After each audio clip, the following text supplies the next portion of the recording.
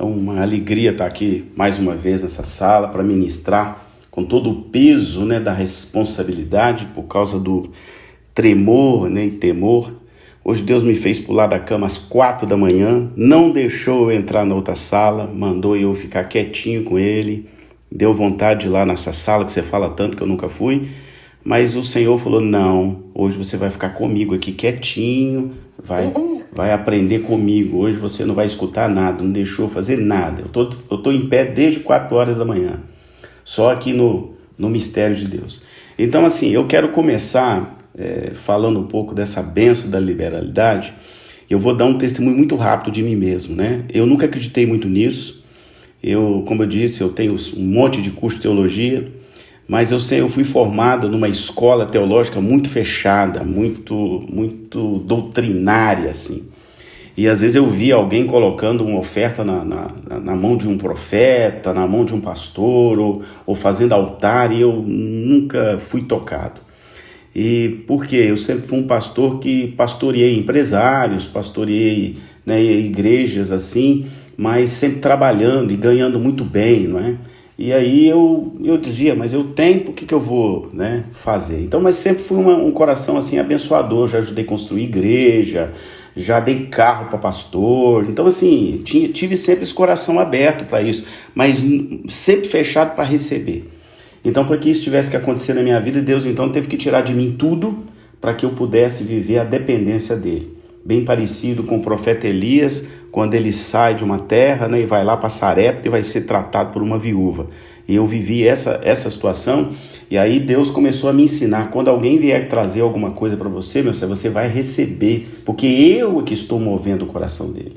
Então, eu que nunca fui de pedir nada e continuo na mesma visão, mas eu tive que aprender de Deus, na marra, maneira de falar, ver empresário me procurando, às vezes uma pessoa muito simples, mas muito simples, chegando para mim, olha, Deus mandou eu trazer isso aqui para o senhor, pastor, Deus mandou eu fazer isso, Deus mandou, eu só pergunto para a pessoa assim, foi Deus que mandou? Ele fala assim, foi o Espírito Santo que falou com você? Foi, então eu vou receber em nome de Jesus, porque aí entra a palavra, né, é melhor dar do que receber, porque a bênção, eu custei aprender isso, não é quem dá que está sendo abençoado, né? Não é quem recebe, pelo contrário, é quem dá. Então eu não posso atrapalhar a bênção do outro, né? E eu tinha dificuldade até mesmo de receber a oferta quando eu pregava em alguma outra igreja, ainda que eu nunca, sob nenhuma hipótese, tenha cobrado para pregar ou dar qualquer palestra ou dar aula em qualquer lugar para Deus. Mas eu tinha muita dificuldade de aceitar a oferta.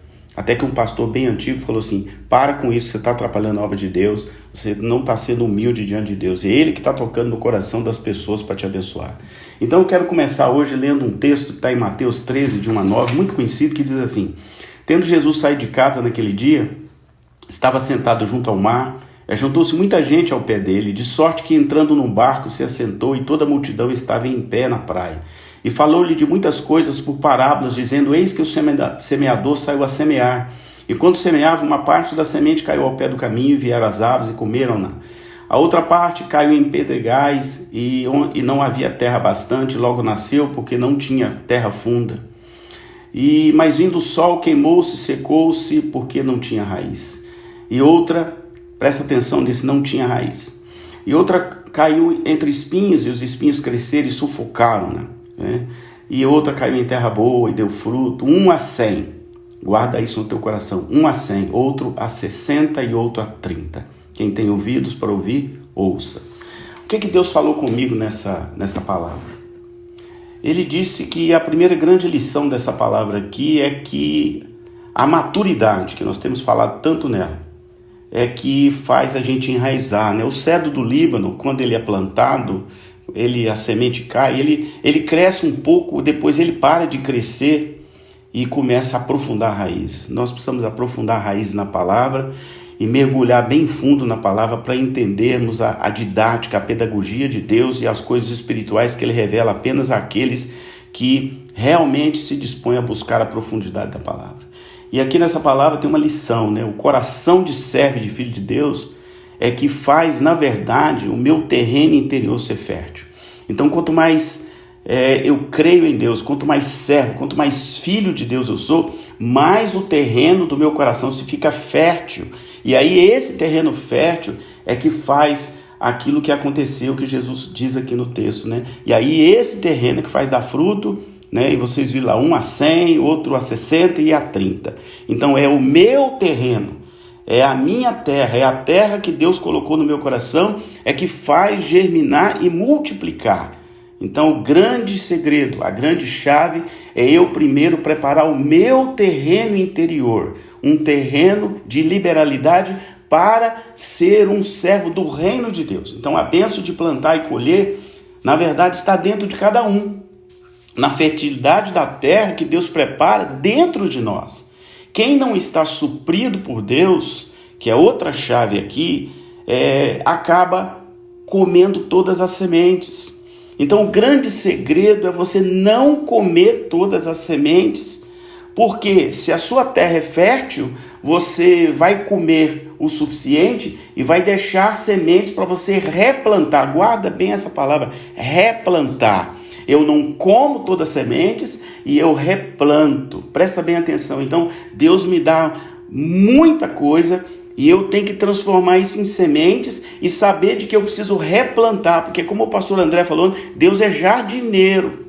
É diferente, eu não posso ter a visão do agricultor que vai lá, arranca tudo e vende. Não, eu tenho que ter a visão do jardineiro, que eu vou plantar muitas vezes para outra pessoa colher. Nem às vezes eu costumo sempre pregar lá na comunidade Shekinah, de que nós precisamos ser árvore. A árvore não produz fruto para si mesmo, ela produz fruto para que outros se locupletem do fruto que eu produzo. Eu não como o meu próprio fruto. Então, assim, é muito importante entender que a bênção da liberalidade você faz para outras pessoas. Eu faço para expandir o reino de Deus. Então, eu preciso entender esses princípios, que eu não posso comer todas as sementes para que eu continue a colher e a replantar. Esse é o grande sentido desse texto, dentre outras coisas que tem nesse texto aqui, que fala, inclusive, da nossa necessidade de amadurecer para que a gente adquira as tais raízes que Jesus fala ali.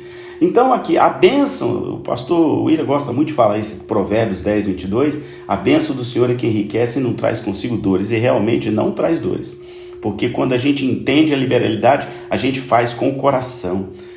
Eu costumo dizer que dízimo, oferta é algo de amor, eu faço porque eu amo a Deus, eu não faço porque alguém me diz que tem que fazer.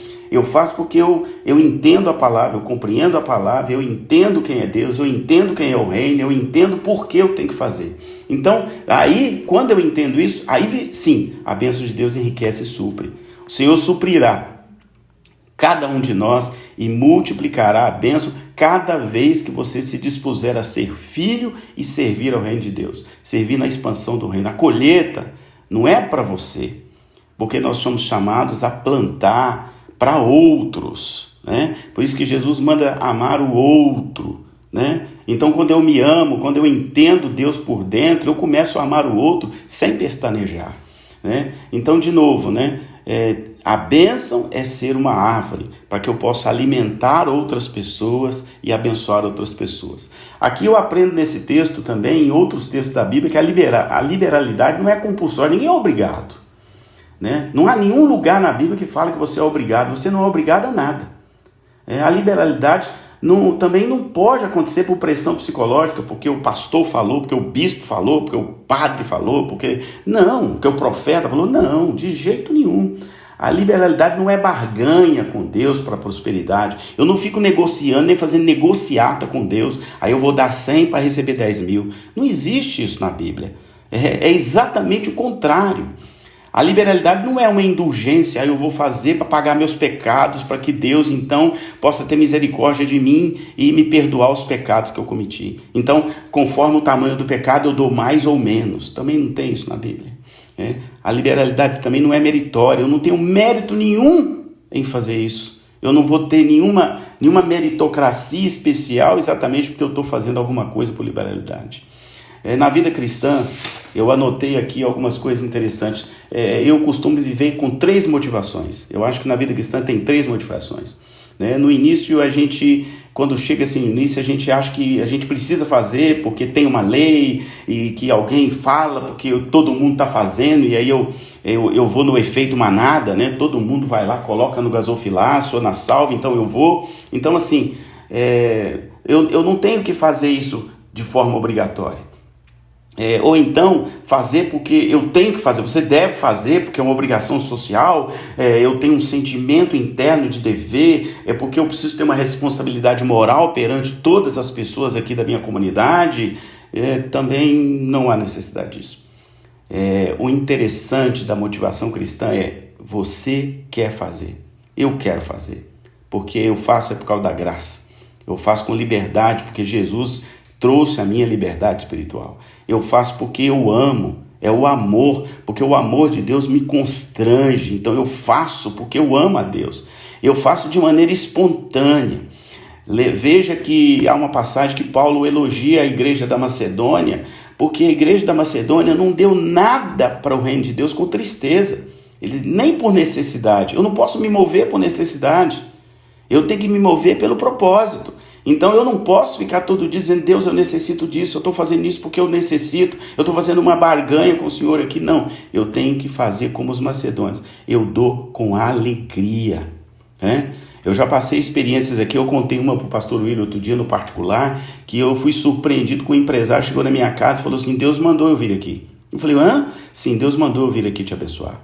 Eu falei: mas você nem me conhece. Ele falou: eu não te conheço, mas o Deus que você serve conhece a mim e a você. Então assim, eu falei: você está fazendo com alegria? Estou fazendo com alegria, pastor, porque eu vou obedecer a Deus. Eu quero amar a Deus e quero distribuir para que outros sejam abençoados. Olha, ele já entendeu o manto. Então olha, a Bíblia vai dizer em Lucas 6,38 assim: dei e lhes será dado uma boa medida, calcada, sacudida e transbordante será dada a vocês, pois na medida que usarem também será medida para medir vocês. Então assim, eu estou desde 1997 como convertido e eu nunca em momento algum deixei de ser dizimista. Muita gente fica aí arrumando cavalo de batalha para dizimar. Eu dizimo porque eu amo a Deus.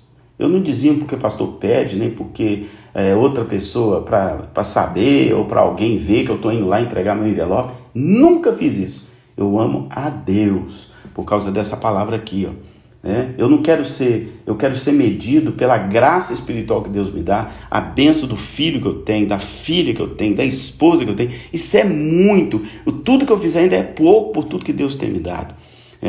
Eu era um pobre numa cidade miserável lá no interior, e um dia eu falei: Deus, eu quero que o Senhor me leve para longe e me leve para conhecer esses lugares lindos. Deus me levou e eu nunca esqueço de uma passagem que eu tive com Deus. Eu estou em cima da Torre Eiffel e eu olhei para trás e falei: Deus, olha de onde o Senhor me tirou, olha onde eu estou hoje. Então assim, eu tenho que ser grato a esse Deus. Então olha, outro texto que fala muito comigo, Atos 20:35, diz assim: em tudo que fiz mostrei-lhes que mediante trabalho árduo, que é o meu caso, devemos ajudar os fracos. Lembrando as palavras do próprio Senhor Jesus, que disse: a maior felicidade em dar do que receber. Eu demorei a aprender isso, mas eu aprendi. Demorei muito, Tive que fazer bastante coisa dentro de mim para que eu aprendesse isso. E eu aprendi algo de Deus que é muito importante. A graça da liberalidade, ela é proporcional. Tem que ser um privilégio para a gente, não um peso. A contribuição, segundo a Bíblia, é segundo as suas posses. Você não precisa dar mais do que você tem. A contribuição é segundo a sua prosperidade. Está lá em 1 Coríntios 16:2, que é um texto muito bonito, e que fala exatamente disso, dá essa visão, que diz que no primeiro dia da semana, cada um de vocês separe uma quantia de acordo com a sua renda. Não é para fazer nada, Não é para chegar lá e ficar falando, como eu vejo em alguns lugares: quem tem 1.000, quem tem 10.000, quem tem 20.000, quem tem 50.000. A Bíblia não ensina isso. O que a Bíblia ensina é que tem que ser de acordo com a sua renda, de acordo com o tamanho do teu coração. Não que eu não possa fazer uma oferta de sacrifício, que é outra coisa que talvez algum dia possa ter uma sala falando o que é uma oferta de sacrifício, que é uma outra coisa que eu demorei a aprender e aprendi, que já é uma outra visão, mas aquilo que eu dou tem que ser pelo meu coração. Então a Bíblia vai dizer também: olha, contribua de acordo com a tua renda, para que Deus não torne a tua renda de acordo com a tua contribuição. Eu quero que você guarde isso. Contribua de acordo com a tua renda, para que Deus não torne a tua renda de acordo com a tua contribuição. A colheita no reino de Deus é proporcional à semeadura que você faz. E hoje às 4 da manhã, como eu disse, Deus me fez levantar. E aí eu falei: Deus, por quê? Ele falou: não, porque eu ainda quero falar. Você vai terminar a sua ministração hoje lembrando de um texto meu para aquele povo lá. Falei, meu Jesus, o Senhor me fez pular da cama tão cedo. Senhor. Sim, fala para eles que lá em 1 Reis 17 tem a história do profeta Elias. E eu tirei Elias para um lugar perto de um ribeiro chamado Querite. Está na Bíblia. E ele falou, pede eles para lerem. E eu tirei e levei ele para o deserto. Mas ele mesmo estando em uma terra seca, eu mandei todo dia para ele pão e carne, pela manhã e à noite. E eu deixei ele beber do ribeiro. E chegou um tempo que eu mudei a história de Elias de novo, porque eu precisava dele em outro propósito. Eu tirei ele de lá e levei ele para Sarepta, lá em Sidom. E lá ele deve ter imaginado que eu ia mandar ele para um palácio. Não, eu mandei ele para uma casa de uma viúva, muito pobre. E ele chega e encontra ela catando 2 cavaquinhos de madeira para fazer a última refeição dela. Ela tinha um pouquinho de farinha e um pouco de azeite numa botija. E o profeta disse para ela, você pode fazer primeiro ele pediu água, depois ele falou, você pode fazer um bolo pequeno para mim? Faz e traz aqui.